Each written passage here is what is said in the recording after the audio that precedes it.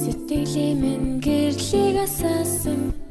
сэрүүхэн тэр шөнийн болзаа дурлалт итгэсэн насаа би дурсамж болсон ч мартахгүй 17-наас минь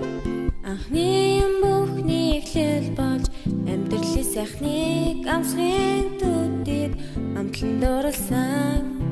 үе минь 17-наас минь амьдралын тухай бодхий чөлөөгүй зөвхөн мөрөдөл хүслээрээ эрэх чөлөөтэй зөрөн өнгөрөх бүхнийг анзаараа завхий өнгөрөөсөн зүрх замын олзор дээр зогсож байсан